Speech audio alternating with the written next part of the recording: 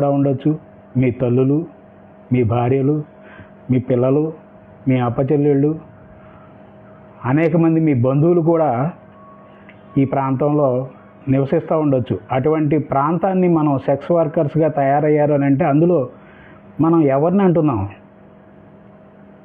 సిగ్గుతో తలదించుకోవాలి. మీరు మాట్లాడే మాటలు మీకే జుగుప్సాకరంగా అనిపించాలి.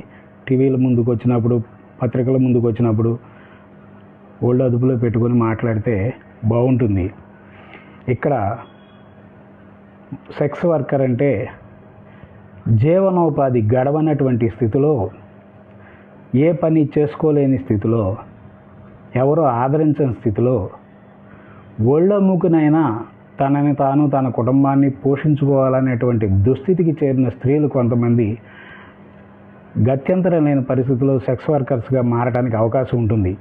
కానీ గడిచిన ప్రభుత్వాలు ప్రతి ఒక్క మనిషి స్వావలంబనగా స్వతంత్రంగా జీవించడానికి డ్వాక్రా సంఘాలు లాంటివి అనేక కార్యక్రమాలు ప్రభుత్వం ద్వారా తీసుకువచ్చి వాళ్ళ యొక్క జీవనోపాధిని మెరుగుపరచడానికి, ప్రజల్లో ఆర్థిక చైతన్యం కలిగించడానికి కృషి చేసాయి.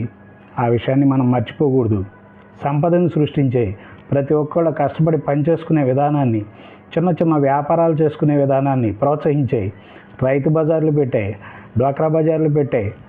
అలాగే స్వయం సహాయ సంఘాలు ఏర్పాటు చేశాయి. ప్రభుత్వం అనేక విధాల ప్రజల యొక్క ఆర్థిక పరిస్థితిని మెరుగుపరచడానికి రోజు రోజుకి ప్రయత్నిస్తూ ఉంటే మీరు ఇలాంటి మాటలు మాట్లాడుతున్నారంటే సిగ్గుపడాలి. ఈరోజు సెక్స్ వర్కర్స్గా ఎవరున్నారండి?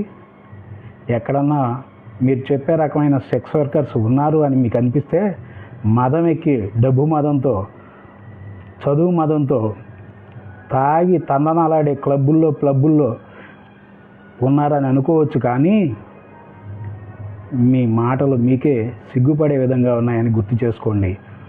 జాగ్రత్త. ఈ విషయాన్ని ఈ రాజధాని చుట్టుపక్కల, రాజధానిలో నివసించే ప్రతి ఒక్క స్త్రీ, పురుషుడు, ప్రతి బాధ్యత కలిగిన వ్యక్తి ఖండించాల్సిన విషయం ఉంది.